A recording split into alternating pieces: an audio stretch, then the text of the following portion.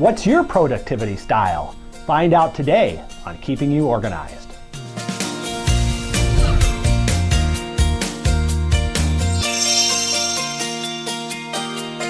Well, today on Keeping You Organized, we are going to talk about productivity style. Kind of think of it like a fashion show for productivity. And we have the expert on that with us is Michelle Santaferraro. And how are you doing today, Michelle?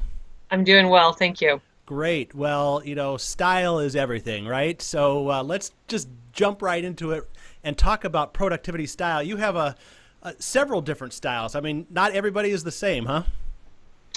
No, what I found through this, well, I'm actually in my 17th year of this business, and so what I found through the years is that everybody has a natural way that they actually try to organize chaos. And what I've seen is when I use this idea of productivity style, what I'm really referring to is this, the learning modality that most people tend to have to where they tend to prefer to use. It's like back in school when you were taking notes in the classroom. Did you tend to be more, kinesthetic or hands-on, or did you want to write things to concrete the learning, or did you want to possibly, you could hear the teacher talking and you could simply remember what she was saying, or was it that you need some visual clue? You needed her to also write on the board and you could see it, and in a sense you could almost with photographic memory remember what you've seen. So that's what I'm referring to. Yeah, that's great. My issue is I'm a little ADD. I don't think I'm all over the place, so I don't know. I'm just trying to stay focused is half my problem. But hey, well, let's talk about the three different styles and maybe what makes them unique in their own ways. And what would really be good is if we could kind of talk, maybe put a story around them. Say, this kind of person maybe has a challenge with this, and here's a way to kind of overcome that and work with that. Okay. So you want me to jump into possibly the first productivity style? Sure. Okay. Absolutely. So, and then how this applies is when I really want to understand what a person's style is, or again, like I said, the natural way that they organize chaos with this learning modality, I use the terms interchangeably, is let's say, for example, you've got somebody that is more kinesthetic. And when I say kinesthetic, they're the touchy-feely. They're the ones that need the clothes to be comfortable. They want to, it matters what the tool feels like when they're going to use it.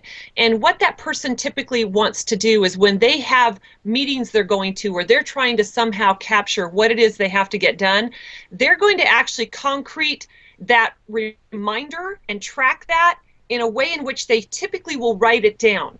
So the tools that these people typically use will be like a notebook, or they'll use a to-do list.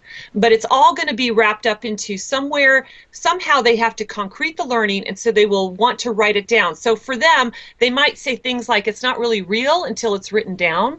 It's going to, those are the types of things they'll do. They'll go to meetings and they'll want to still be able to write, to be able to really, again, concrete what was said and be able to track their items. So let's think back to maybe one of the clients that you've worked with that has this style, and what was kind of their issue, and how did you help them overcome that and work with them on that, I guess? Okay, so I can think of several executives, one CEO in particular, and what happens is many times these particular folks, my clients that are in this, that prefer this modality, they have these mobile devices that they're feeling very much that the push to move towards the mobile devices, and because of that, it's too much of a encumbrance to actually put things in, so they just won't put things in, and they'll get bit but they'll get bit later by not actually capturing what they have to do. So this particular executive, he almost felt this freedom when I said, your modality seems that you've got to have some way of tracking it. So we simply got for him just a notebook.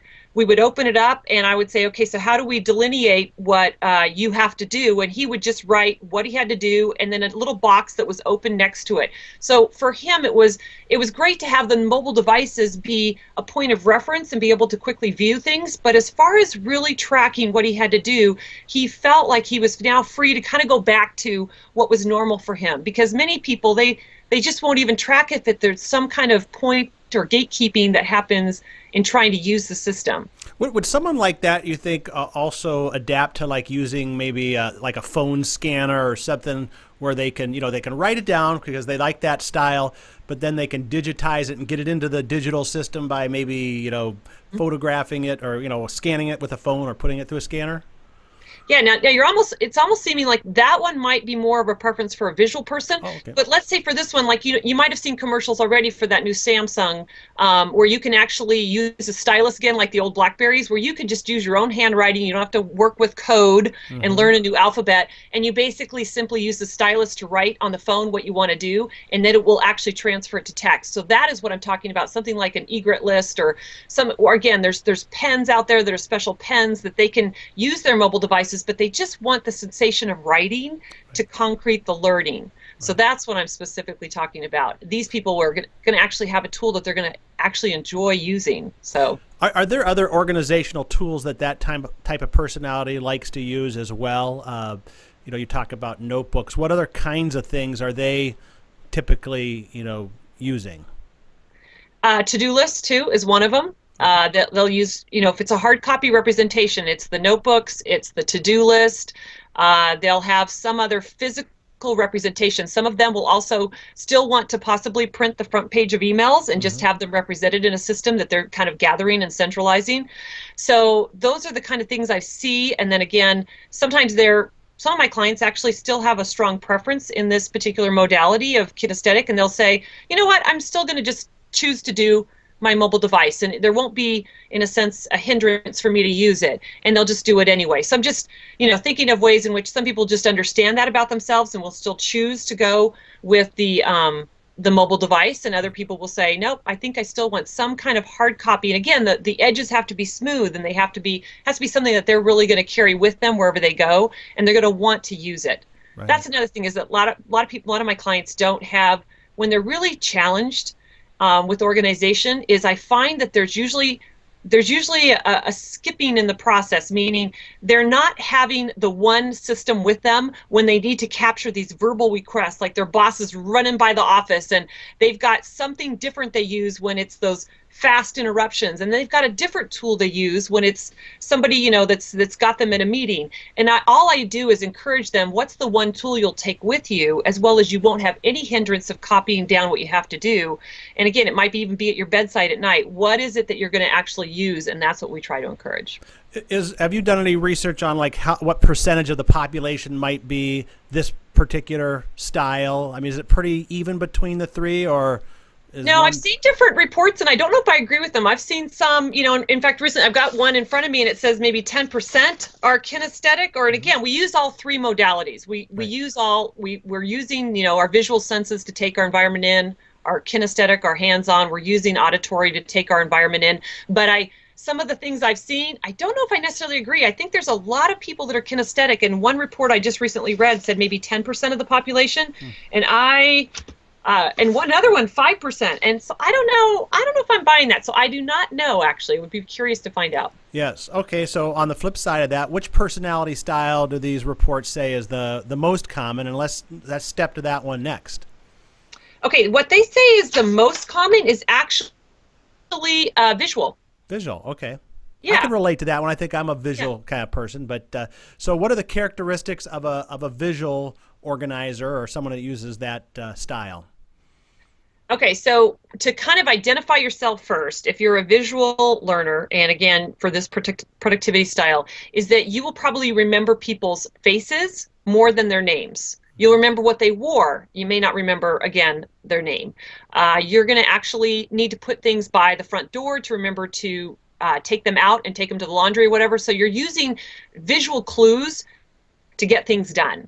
Or you're cascading your work next to you to be able to remember, and it triggers you to get it done. So those are kind of ways in which you might be able to describe, and maybe relate to if you're a visual learner. How about like the 25 Post-it notes next to your computer screen, all organized in rows, right? No, that's very true. In fact, a lot of people do.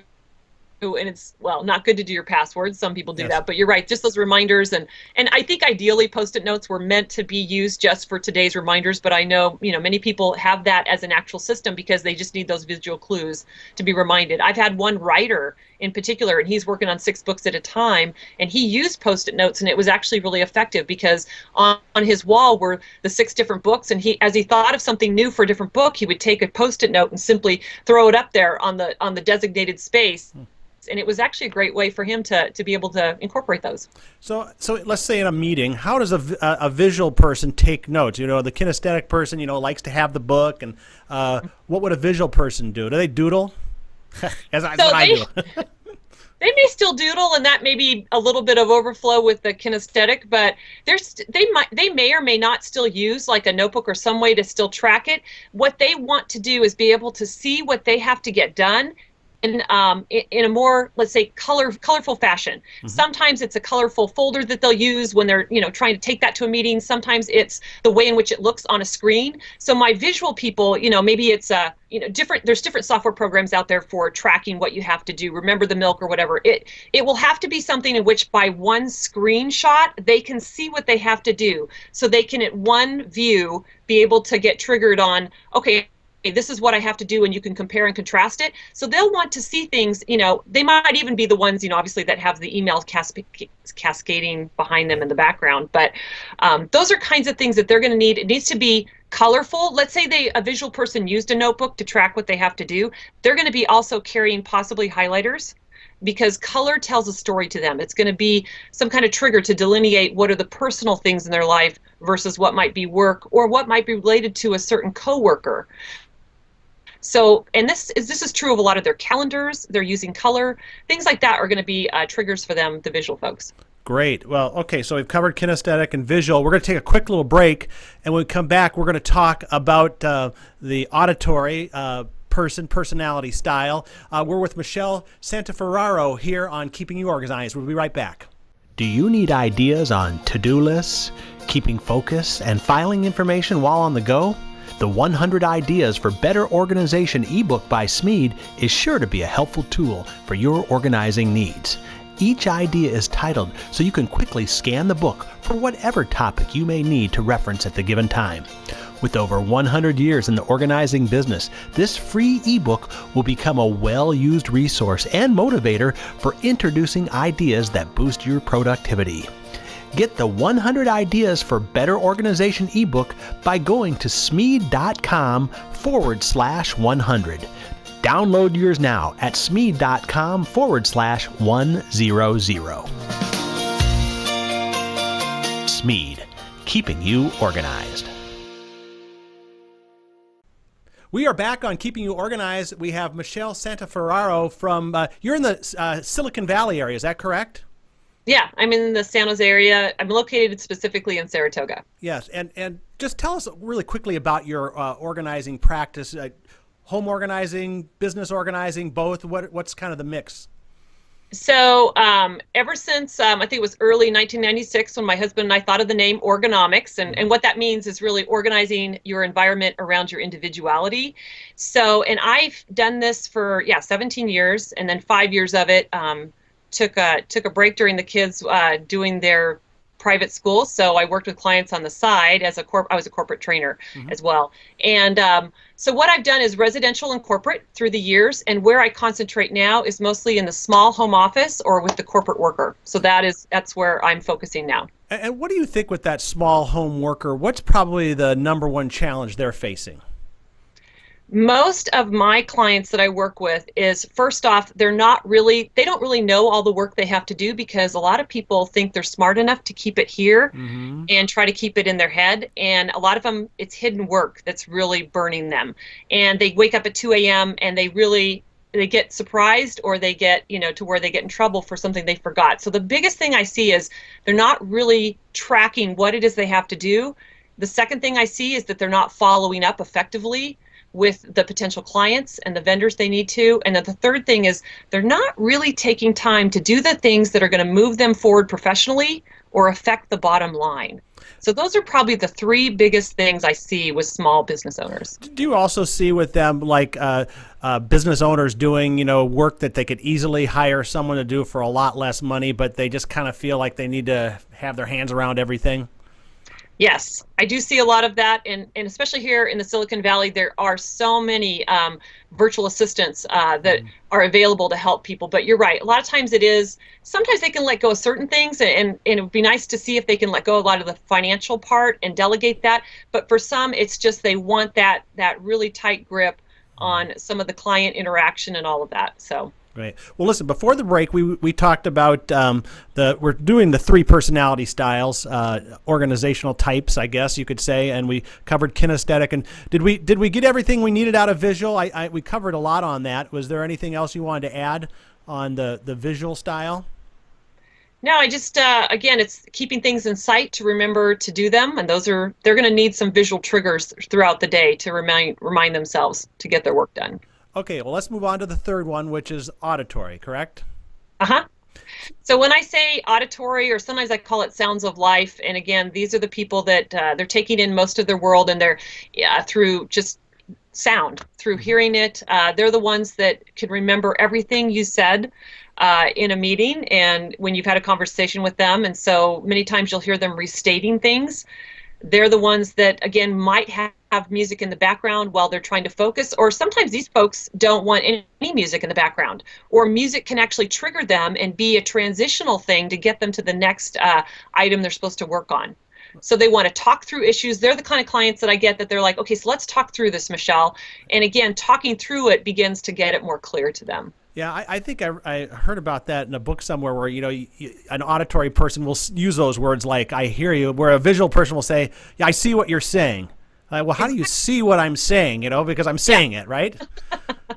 And I'm visual, so I do say that. And another thing, just really quick on visual, kind of the difference is when you ask a visual person to maybe, and I do this because I'm visual too. If you ask a visual person, okay, so how do you get, if they're trying to remember something they've seen on a page, you'll see them look up to their right. Mm-hmm. And it's almost as if they're grasping for it up in the right-hand corner of their memory. Mm-hmm. And that's another trigger for a visual person. Yeah, have you ever seen those pictures of the spelling bees where the kids are trying to remember the word and they're always kind of looking up? It's like, what are you looking at your mind, right? I mean, it's kind of an interesting thing. All right, well, we digress a little bit, but let's get on to the auditory, because obviously we're both interested in the visual, right? So we need to give some equal time to the auditory. Let's maybe talk about a client of yours or an example of somebody who is auditory, what their challenge was, and how you helped them overcome it. Okay, so one particular client, well, when we had the appointment together, we definitely had a lot more conversation. And so it was really trying to talk through every particular issue that they had. And for them, and this is the thing that makes it hard for finding a tool, but we did find some tools for them as far as tracking, and they were a financial planner. So for them, what they wanted to do was they remembered everything about these client conversations. But when they stacked the client meetings too close together, they weren't taking the time to really type up what it is they just heard from the client. They were very clear about next steps and action and what they were going to research. And so what we ended up doing was we wanted to find a dictation service for this person, because they could, if they buffered a few minutes between appointments, which they ended up doing, and they could just speak into a recording. In fact, they just use their phone. It's a service called Copy Talk is one example, but I know there's many out there. But they would simply talk for 5 minutes into their phone. They called a phone number, and within 24 hours, all of their notes for that client were returned to them via email. Wow. So it's things like that to where they remember everything about the conversation. These are the folks, too, that are going to leave themselves voicemails. So this particular client actually did what we talked about. He started buffering 15 minutes between client appointments and not stacking them up, because at the end of a day, after you've had 5 clients, you don't necessarily remember all the things that you said you were going to do. And writing it down was just something he was not willing to do. So this is another area that we were able to overcome and be able to get him, get everything coming to him within 24 hours, and all of his action items were delineated as far as what he was going to research as well. So that was just one example of how he used his style to get more productive. Well, now you've been in organizing for 17 years. You're in Silicon Valley. I'm sure you've seen a transition, right, from the old non-digital era to the digital era. What are some of the trends you're seeing? How are people coping with it, dealing with it? How do you integrate the two together? I see a lot. Okay, so I see a lot, obviously, with a lot of people are just addicted to whatever the next app is. And so, but that doesn't necessarily, the technology doesn't get a person organized. So I think there's always going to be interest about what the next new thing is, especially here. And it's fun to kind of see what comes out.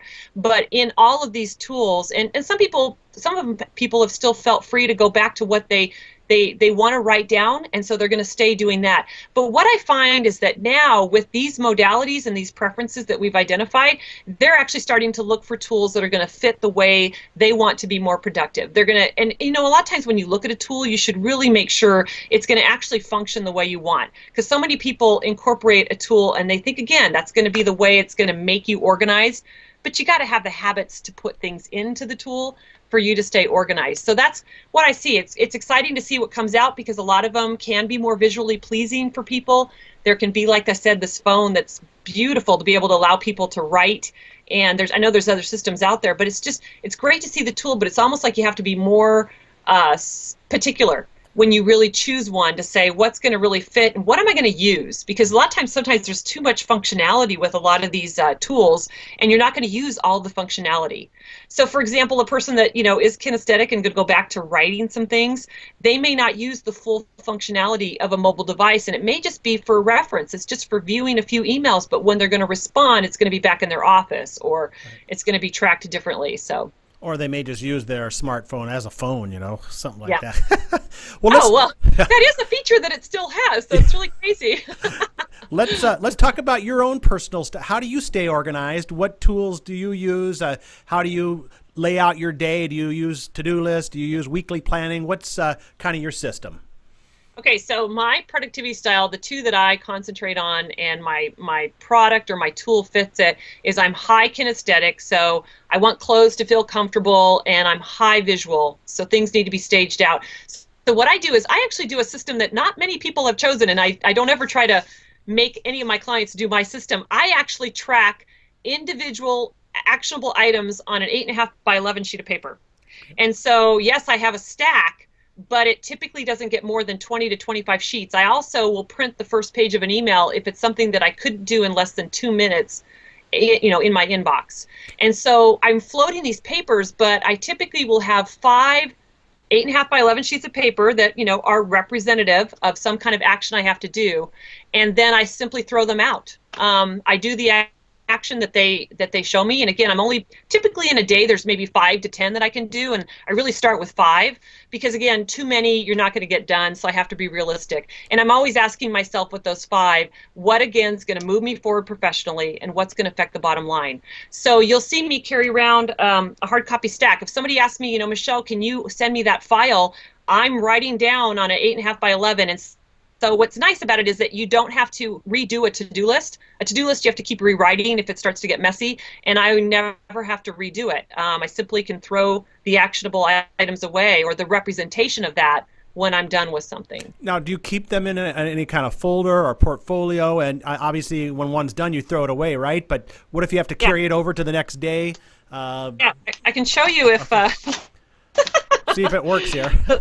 Yeah, so this is your secret system, though, right? Yeah. This is the plastic folder that I'm carrying these individual to-dos in. Okay. And again, like I said, I have 20 to 25 different sheets of paper in there. And I simply, it just, for me, they're great triggers because, again, it matches the visual. They're there, I'm carrying them with me. And so that's what I'm using to track my actionable items. And obviously my phone is used more just to read my email and view it, and used as a phone, and I do have my contacts on my phone, but that's my personal system. Oh, that is great. Well, listen, we are out of time. I want to give you an opportunity to tell people how they can connect with you. Do you do distance coaching and consulting, or are you pretty much in your area, and how can people reach out to you? Okay, so I'm based out of Saratoga, California. I do what I love doing is I love to travel domestically to be able to do training. So I do productivity training. I do half-day seminars. And then I want to meet with your team and break out, and so make sure I can personalize the organization. So that's ideal. Otherwise, I do service clients face-to-face here in the Bay Area. So anywhere in the San Francisco Bay Area, I'll travel to and meet you in your office. And most people, it takes 3 to 12 hours to get organized completely in a home office. That's great. So the website is organomics.com, correct? Yep, organomics.com. Great, and they can use a contact form to reach out to you on that as well, right? Exactly. Great. Well, Michelle, thank you so much. For our time just kind of blew by here, but hopefully we can have you back again and talk about, I know you've got a bunch of other things you love talking about because you're a speaker as well. So, but that's what we got for today. So thanks again. Okay. Thank you. Thanks for having me. You bet. Michelle Santaferraro from Organomics.com today on keeping you organized.